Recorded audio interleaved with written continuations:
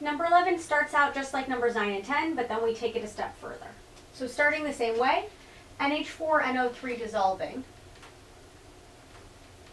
means it breaks into ions. And I can find the heat of reaction for this by doing products minus reactants. NH4 plus NO3 minus NH4NO3.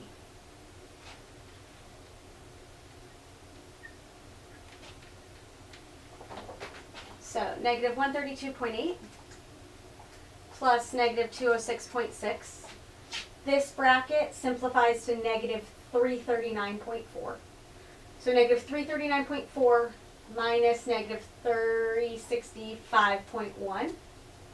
We get a positive 25.7 kilojoules per mole.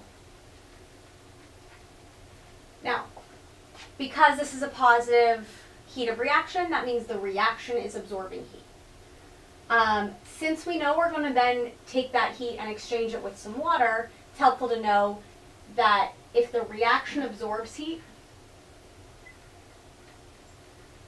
because it's positive heat of reaction, the water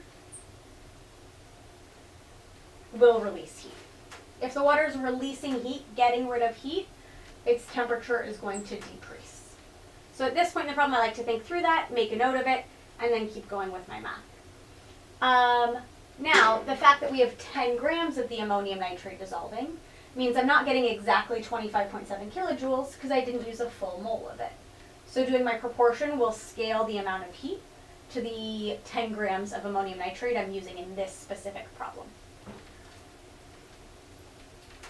25.7 kilojoules for, again, a coefficient of 1, NH4NO3. We can find the heat absorbed by the reaction for a different number of moles of NH4NO3. Grams equals moles of NH4NO3 times molecular weight of NH4NO3.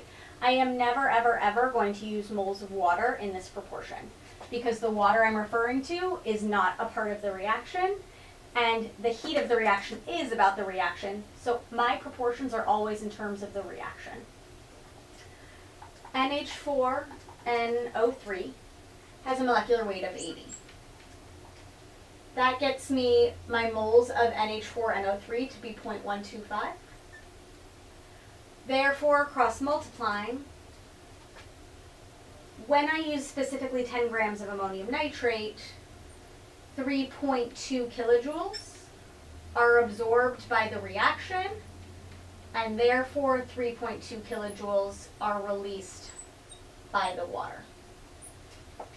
Now that it's about the water, now that I know conceptually the heat lost by one is the heat gained by the other, now I'm talking about the 50 grams of water. So for the water changing temperature, I can say Q equals M Cp delta T, and this is the heat the water is losing or releasing. I'm going to turn it into joules before I plug it in here. That means moving my decimal over 3 times to the right or multiplying by 1,000. Now I left the numbers in my calculator, so I didn't, if you just rounded this to 3.2, you would have gotten 3,200, therefore a slightly different answer. Maybe round a little less or keep the numbers in your calculator, but you wouldn't lose any points. Heat released by the water equals mass of the water, Cp of the water, delta T of the water.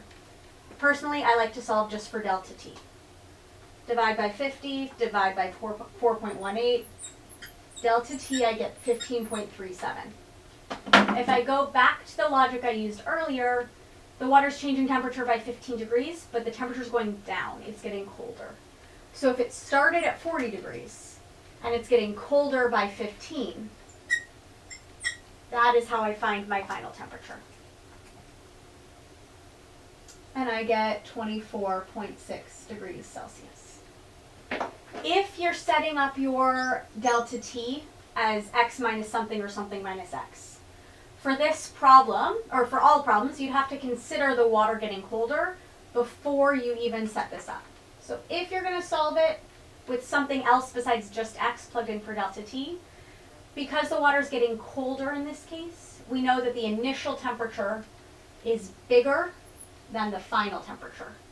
So if you wanted to plug this in for delta T, where the X represents your final temp, you could, but make sure it's 40 minus X rather than X minus 40. In a situation where the water is getting warmer, it would be X minus 40 because the final temperature is bigger, and we do bigger minus smaller.